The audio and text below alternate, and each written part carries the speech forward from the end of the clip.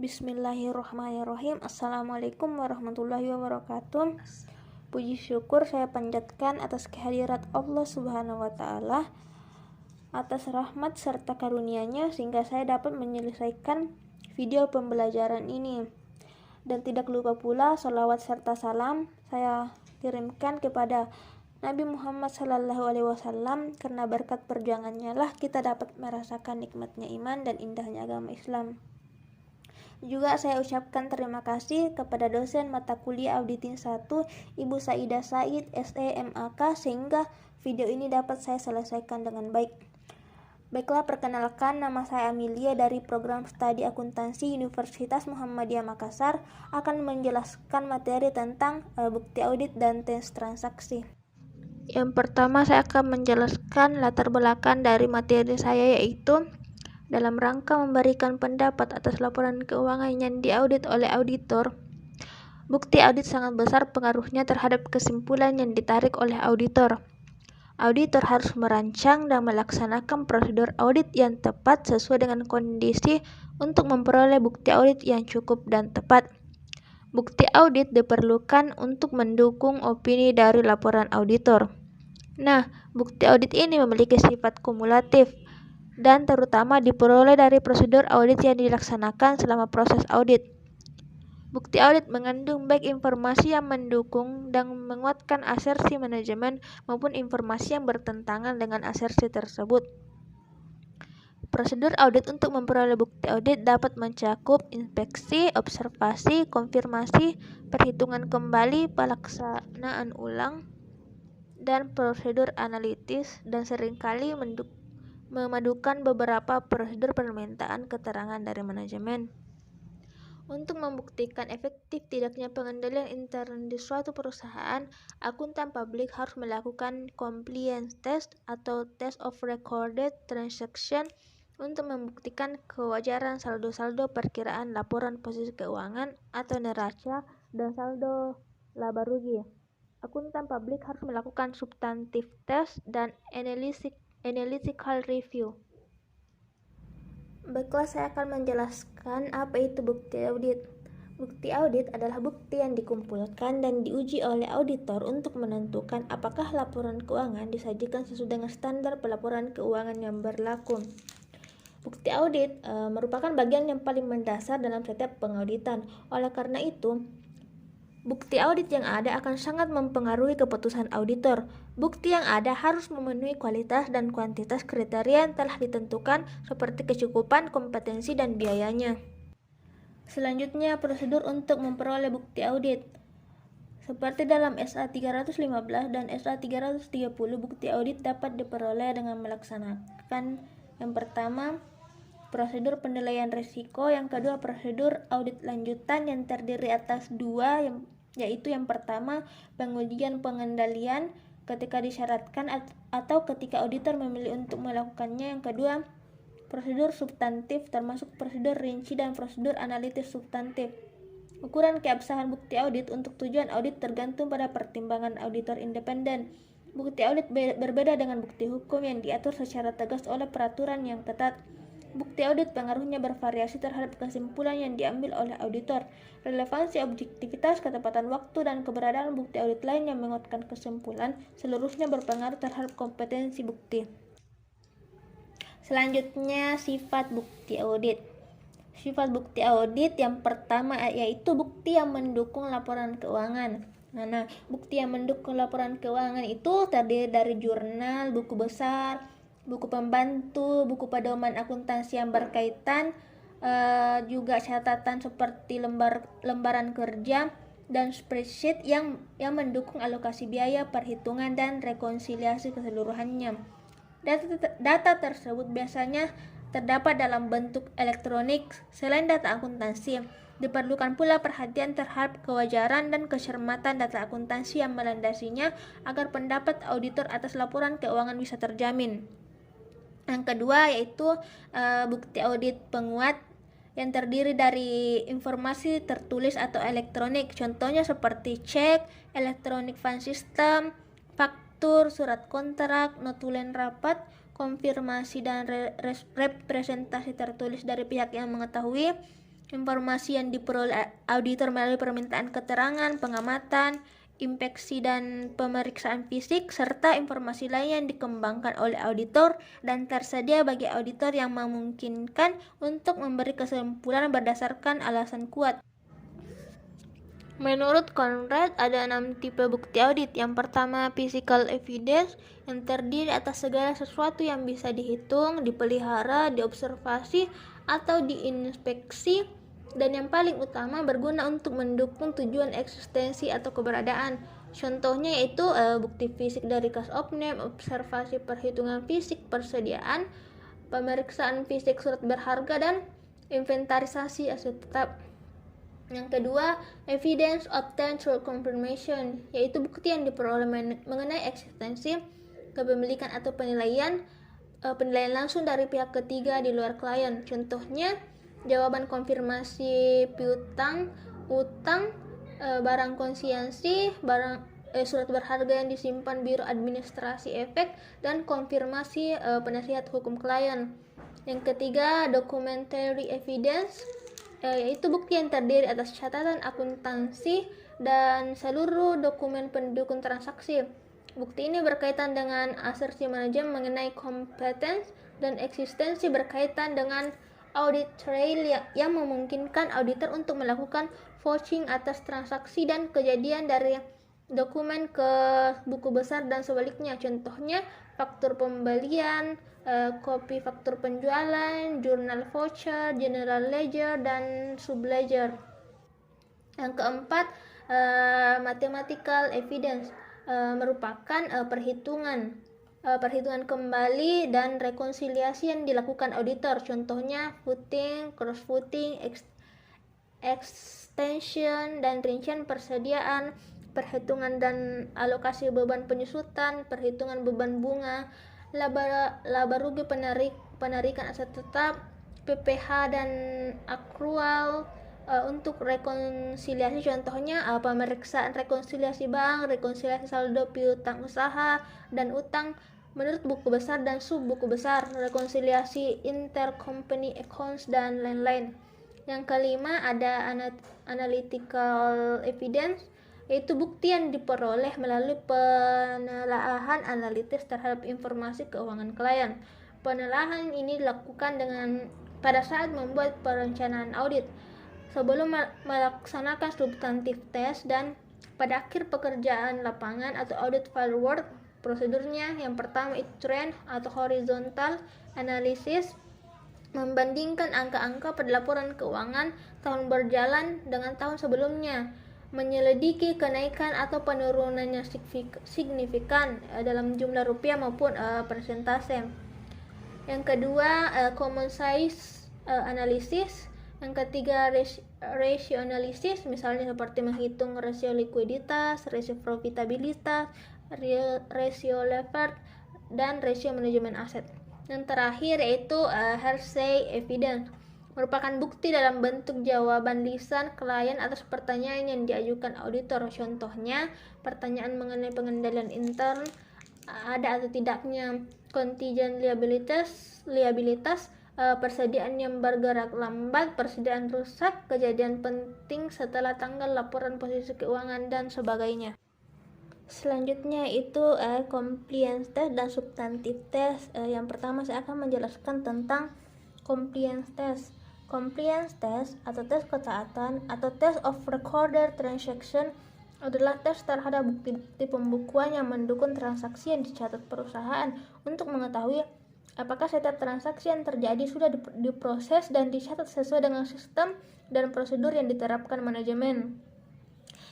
Jika terjadi penyimpangan dalam pemrosesan dan pencatatan transaksi, walaupun jumlah atau rupiahnya tidak material, auditor harus memperhitungkan pengaruh dari penyimpangan tersebut terhadap efektivitas pengendalian intern dan dilakukan pada waktu interim audit. Dilakukan setelah perusahaan melakukan penutupan buku pada akhir tahun. Dalam melakukan compliance test, auditor harus memperhatikan hal-hal yaitu yang pertama kelengkapan bukti pendukung, yang kedua kebenaran perhitungan matematis, yang ketiga otorisasi dari pejabat perusahaan yang berwenang, Yang keempat, kebenaran nomor perkiraan yang didebit atau dikredit. Yang kelima, kebenaran posting ke buku besar dan sub buku besar. Selanjutnya itu substantif test. Substantif test adalah tes terhadap kewajaran saldo-saldo perkiraan laporan keuangan, laporan posisi keuangan atau neraca, dan laporan laba rugi. Prosedur pemeriksaan yang dilakukan dalam substantif test antara lain, yang pertama, inventarisasi aset tetap, yang kedua, observasi atas stop of name, yang ketiga, konfirmasi piutang, utang dan bank, yang keempat, subsequent collection dan subsequent payment, yang kelima, cash of name, dan yang terakhir, pemeriksaan rekonsiliasi bank dan lain-lain. Substantif test dimaksudkan untuk mendeteksi dan memperkirakan salah saji dalam akun dan kelas transaksi. Jika pada waktu melakukan substantif test, auditor menemukan kesalahan-kesalahan, harus dipertimbangkan apakah kesalahan tersebut jumlahnya material atau tidak. Jika kesalahannya material, auditor harus mengusulkan audit adjustment secara tertulis, yaitu dalam bentuk daftar audit adjustment. Jika usulan adjustment tidak disetujui klien dan auditor yakin usulan adjustment tersebut benar, maka auditor tidak boleh memberikan unqualified opinion. Untuk kesalahan yang jumlahnya tidak material atau immaterial, auditor tetap perlu mengajukan usulan adjustment, tetapi tidak perlu dipaksakan karena tidak akan mempengaruhi opini akuntan publik. Dalam melakukan substantif test, auditor perlu membuat kertas kerja dalam bentuk working balance sheet, working profit and loss, dan top schedule and supporting schedule. Selanjutnya yaitu cara pemilihan sampel. Dalam melakukan pemeriksaannya, akuntan publik biasanya tidak meminta keseluruhan transaksi dan bukti-bukti yang terdapat dalam perusahaan. Karena kalau seluruhnya diperiksa, tentunya akan memerlukan waktu yang lama dan memakan biaya yang besar. Karena itu, transaksi-transaksi dan bukti-bukti diperiksa secara test basis atau secara sampling. Dari keseluruhan universe diambil beberapa sampel untuk dites. Dan dari hasil pemeriksaan sampel, auditor akan menarik kesimpulan mengenai universe secara keseluruhan. Cara pemilihan sampel tidak boleh seenaknya, karena sampel tersebut haruslah mewakili universe secara tepat. Karena jika sampel yang dipilih tidak tepat akan sangat mempengaruhi kesimpulan yang ditarik. Sampel harus dipilih dengan cara tertentu yang bisa dipertanggungjawabkan sehingga sampel tersebut benar-benar representatif. Yang pertama yaitu ada sampling audit.